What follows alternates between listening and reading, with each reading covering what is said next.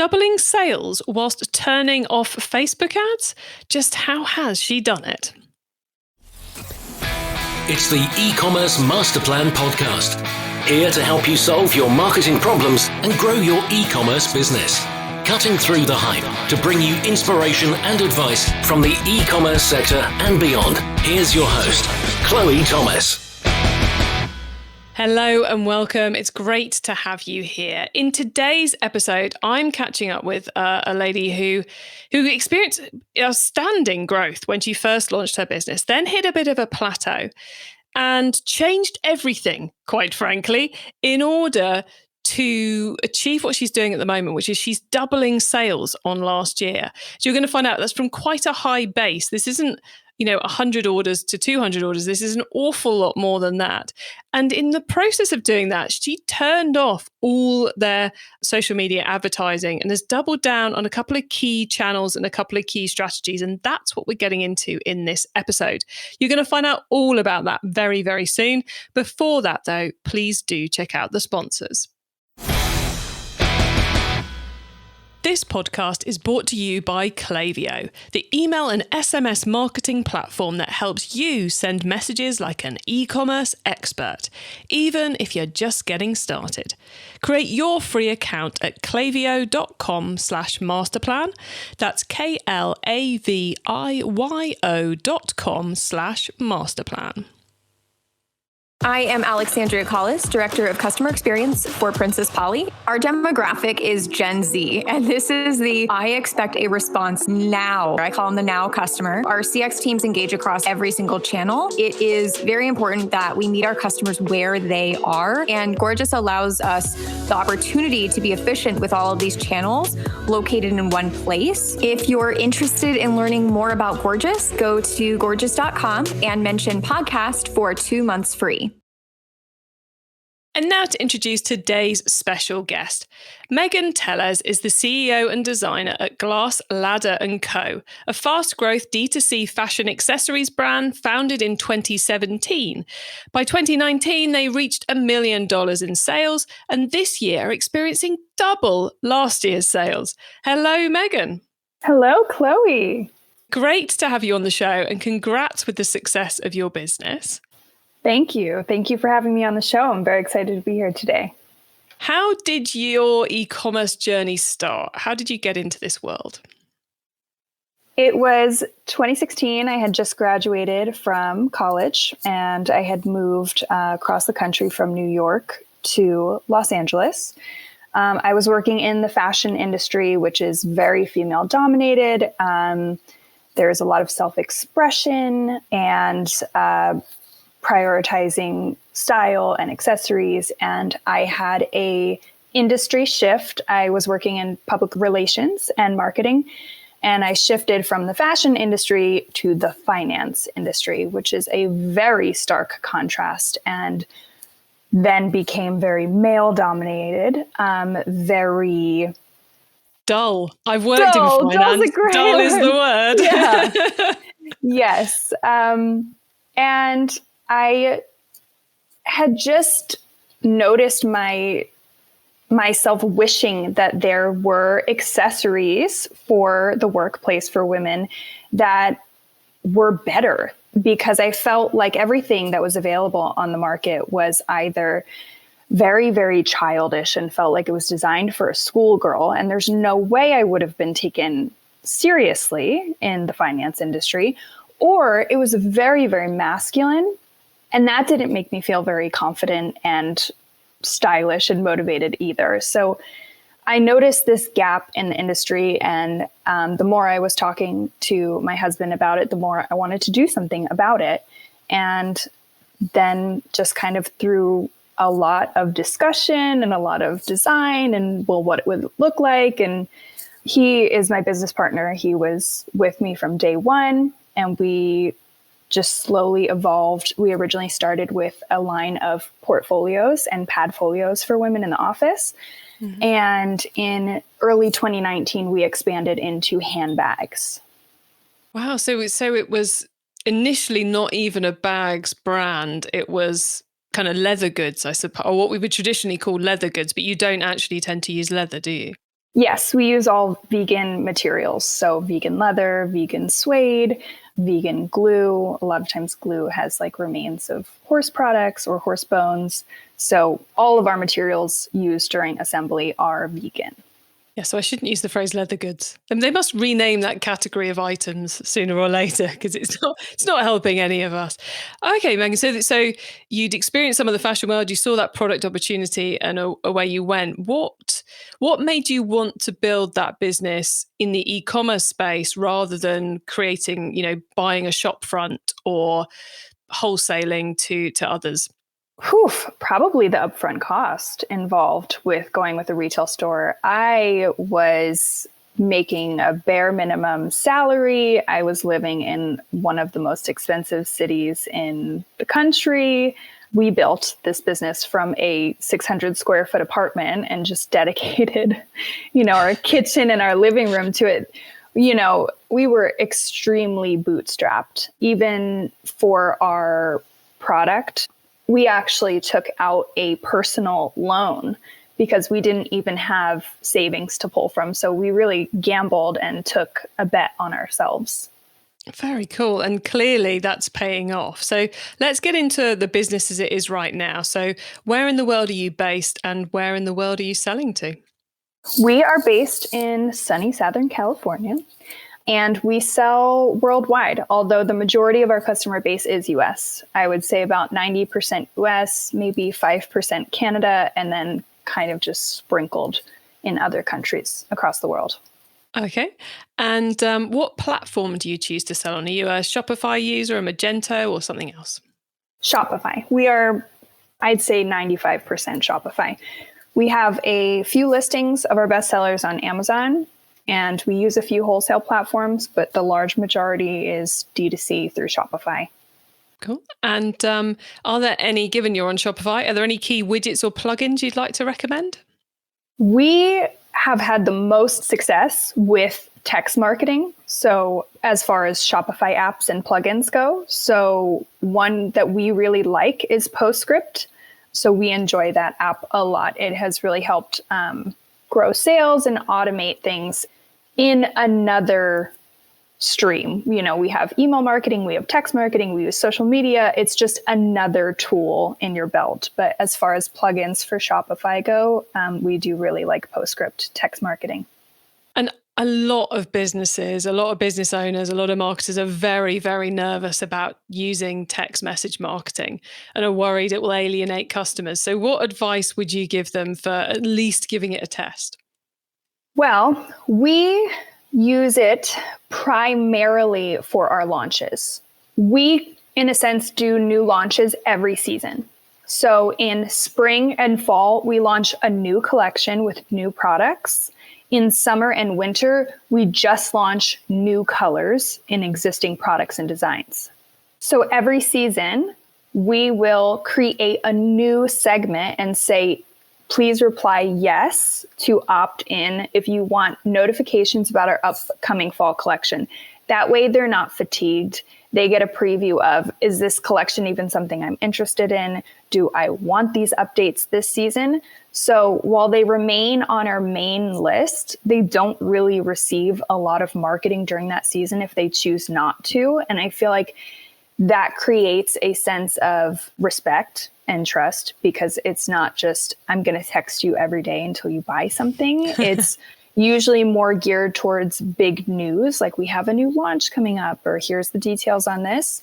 And it allows them to say, yes, I'm interested for this season, or no, I'm not. Do you carry that, are you interested in this season, over into other channels such as email as well? Or is it very much a text message additional permissioning step? Yeah, it's mostly text message because it is so invasive, and Postscript actually can automate that. So if someone does reply with the keyword yes, or reply autumn to be included in our fall list, it just automatically does it. So it's just very easy to do. Yeah. I like that way of doing it because I can totally get, if I really want to know when that season's coming out, I want to be the first. So yeah, a text message makes total sense to get it. So thank you for that. I think hopefully we've inspired a couple more people to go and give text a go. And what does your team look like these days? Because presumably you're not still in the 600 square foot apartment, No. and there's more than just you and your husband in the business. Yes. So we have our own warehouse now. If you had asked me this question around this time or a little earlier last year, it would have looked very different. But now we are a very small but mighty 4-person team. We do most of our stuff in-house. We had a lot of outsourcing last year. We had an outsourced warehouse team, a third-party fulfillment center. We had an outsourced advertising agency where we spent a lot of money in social media advertising. And we were investing a lot externally. And we kind of ran the numbers and saw it might be a little extra work, but it's going to save us a lot of overhead if we take these things in-house. So last year we opened up our own warehouse and we hired a warehouse manager. And we stopped running Facebook advertising and Instagram advertising. We actually haven't run probably a single ad, maybe boosted 1 or 2 posts here or there. We are growing and experiencing a massive surge of growth using social media all organically this year. So now we are small but mighty in-house, but that has been a big transition from last year. That's several massive decisions. I was like, okay, wow, you went for the warehouse in-house, big move. And then you said, get rid of the agency. I thought, oh, that's a big move. But then you actually stopped running the ads. So you shifted completely from the paid version of social media to the organic side of things. That's a big call to make. Yeah, that was actually all right after having a baby as well. We're just changing everything. So we might as well just renovate our business model, everything. But it's a roll of the dice that's paying off. Oh, yeah, absolutely. And it was strategic. It was things that we had seen that we had enough data. For example, with running ads, we had been running ads for well over a year. So we had a lot of data where we were able to see how much have we consistently been spending? How much have we consistently been making? What were we making before we started running ads? During the pandemic, there was about a month period, I think, when everything first happened around March, April, which was also when I gave birth, that we just turned off ads just for a few weeks and took a breather. And that also showed us, I think, that we don't need to be so afraid of turning off the ads. Not that it wasn't bringing in necessarily new people or new traffic, but that just the ROI was not as strong as we needed it to be. Yeah, I think sometimes we get, there's a big funnel of stuff coming from over there. But then it's not just, can we get orders from over there? It's also, can we get orders we want from over there? Which means, is the ROI right on the first order, and are they then going to be interested in buying again? So you said you've basically shifted primarily over to organic social. So is that, just for clarity's sake, is that running your own company Instagram account and driving sales that way? Or is it other channels, or is it also leveraging influencers? So we are not working with influencers at the moment. It has been something that we'll consider for the future, but we're just kind of limited on resources at the moment. So we use all organic channels. We have our email list, we have our text list, we have our business Instagram page. I have a secondary page, which is a personal /business page, where I show more of a personal behind the scenes from the designer's perspective. So it's a secondary business page, but it's from my perspective. Kind of for the core fans, yeah, as it were. Yeah. We also have a Facebook page and a Facebook group. The Facebook group is where our top fans get together. On launch days, we do little fun celebrations in there just for our, we call them our insiders. And they also weigh in on potential colors or designs. So they get to be involved in our processes. And it just kind of adds another layer of relationship with the brand. Mm-hmm.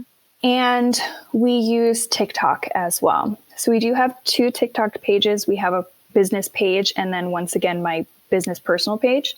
Our business page we don't use very often. What we have been experiencing a lot of growth on is my personal business TikTok page.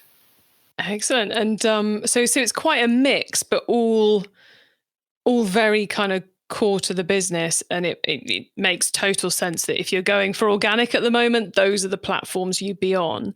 One quick question though on that before we move on to something else is the Facebook group of your insiders. I'm assuming that's invite only. So are you selecting people to invite them into that?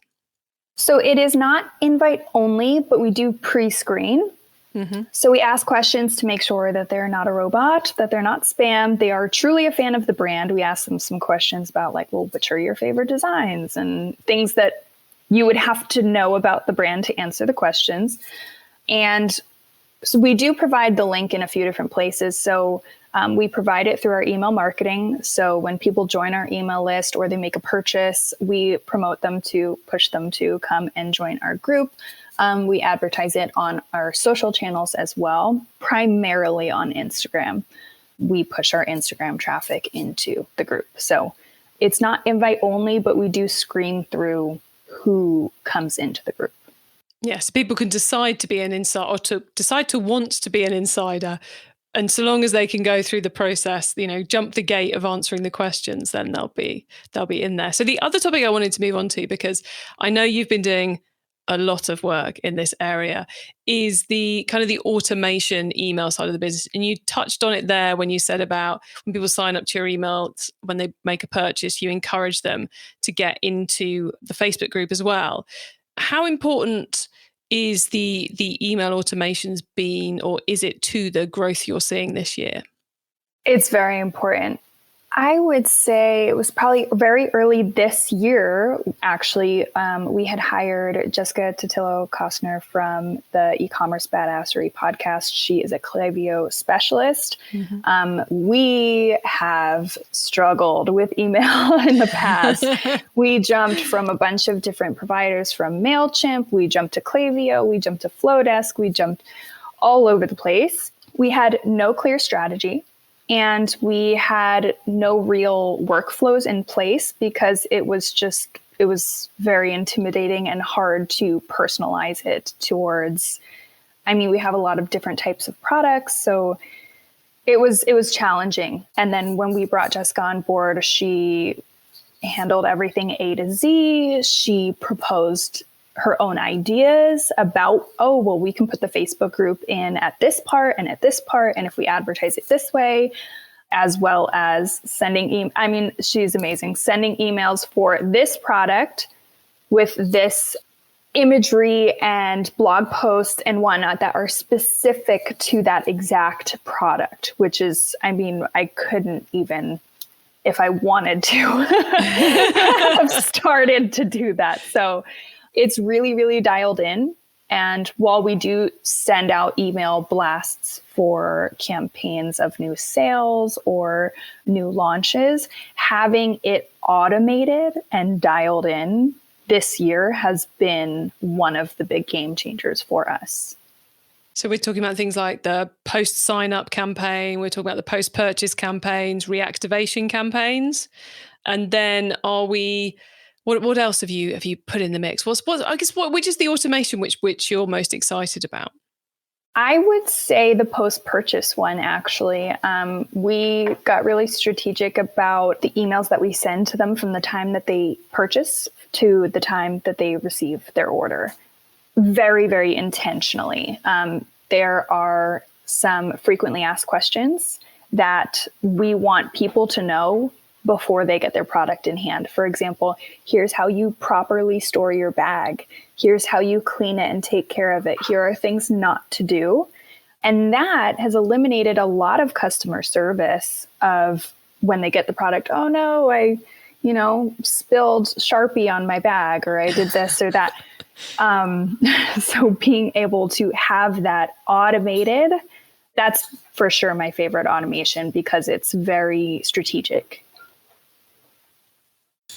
E-commerce Master Plan is supported by some of the greatest companies in the e-commerce sector. Here's a reminder of who they are. Do you know what the email and SMS marketing platform most frequently recommended by our podcast guests is? Yup, it's Klaviyo, the email and SMS marketing platform that helps you send messages like an e-commerce expert, even if you're just getting started. Create your free account at klaviyo.com/masterplan. That's KLAVIYO.com/masterplan. I am Alexandria Collis, Director of Customer Experience for Princess Polly. Since implementing Gorgeous within a short month, we saw a 40% increase in our agents' productivity. If you're interested in learning more about Gorgeous, go to gorgeous.com and mention podcast for 2 months free. It's time for the top tips round. Okay, I love this section because it gives me and our listeners some really quick ideas for taking your businesses to the next level. So, Megan, are you ready for the top tips? I am. I'm ready. Excellent. Okay, the book top tip. If everybody listening to this podcast agreed to take Friday off and read a book to make their business better, which book would you recommend? The Launch Strategy by Jeff Walker. Absolutely. I think launch methods and leaning into your launch strategy, refining it is going to be a game changer for anyone's business. New is just such a powerful message, isn't it? And when you read that book, you're kind of like, oh my word, there is so much more I could do with this than just put it on the website and send an email. So great recommendation. Okay, the traffic top tip then. Which marketing method do you either prize above all others or think doesn't get the press it deserves? I want to say for traffic, social media. For conversion, text marketing. Oh, I love the clarity there. Okay, the tool top tip then, maybe a collaboration tool, a social media plugin, a phone app, or just a way of working. Is there a cool little tool you use that makes you and your team more efficient from day to day? Yes, we use the Voxer app for in-house communication. It streamlines everything. It makes things so much easier. For those who don't know, it's like a walkie-talkie voice app instead of sending messages like written out through a Slack channel or something. You just walkie-talkie your teammates, and depending on their settings, it will just speak out on their phone, like sitting down, or they can have it to a lower setting where they have to open the app or have their phone app open to get the message. But it allows us to really easily communicate back and forth from customer service, who is on the East Coast of the country, to our warehouse, who is on the West Coast. So it allows us to all stay really dialed in with each other, even though a lot of our team does not work physically together. Clever. And how are we spelling the name of that one? Voxer, Voxer. Nice. I like it. Okay, the growth top tip. If you met someone today who's focused on growing their e-commerce business from 100 orders per month to 1,000, what would be your number one tip for them? My top tip would be to utilize launch marketing and to then figure out how to utilize those methods and apply them to things other than new product launches. You can use them for sales, for holiday season, for even just a product promotion. You can take something old and make it like new and use these tactics and strategies to consistently have growth, traffic, and sales within your business. Awesome answer. Megan, before we say goodbye, could you please let the listeners know where they can find you and your business on the web and social media, please? Absolutely. You can find me on TikTok and Instagram at Megan's Ladder, on our business Instagram at Glass Ladder, and our website is glassladderco.com. Lovely. Megan, thank you so much for coming on the show. I think you've opened some jaded people like me's eyes to the potential of organic social for an e-commerce business, and hopefully inspired a few people to get going with text as well. So thank you so much for coming on. It's been a pleasure chatting with you.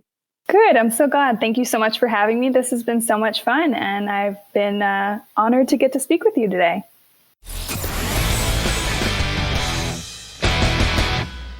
So an amazing kind of trifecta, I suppose, of marketing that that Megan's using this year to grow her business. You've got the launch strategies kind of epitomized by the text messaging strategy.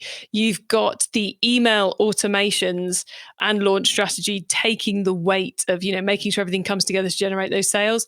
And you've got that big focus on organic social with building those relationships with the customers as well as creating the excitement on the platforms. To get your hands on the notes from today's show, including the top tips and links to what we've mentioned, head over to ecommercemasterplan.com/podcast. There you can also, if you click on the e-commerce help button, you will find out a little bit more about the e-commerce master plan crew, who are the clever, brilliant band of specialists that we recommend to help you take your marketing to the next level. And the marvelous Jessica Totillo Costa, who Megan was praising during our interview. She is one of our crew members. So if you want to get in contact with Jessica, see what she can maybe do for your business, you can do that via our website too. Just head to ecommercemasterplan.com/podcast, click on e-commerce help, and you'll find everything there. Thank you so much for tuning into this and every episode of the E-commerce Master Plan podcast. I bring you a new interview every week because I want to inspire and help e-commerce business owners like you to succeed and thrive with their businesses. So if you know someone else this show can help, please do point them in our direction. Tell them to listen to the E-commerce Master Plan podcast. And if you're intrigued about any of those marketing methods we were just talking about, we've got a month on all of them over on our sister podcast, Keep Optimizing. And very recently, we put live our month on organic social media. So if you thought organic social media was dead and buried and not worth doing, you will find out a lot more about that if you go and have a listen to that recent month of episodes on Keep Optimizing. For now, though, I hope you have a great week and don't forget to keep optimizing.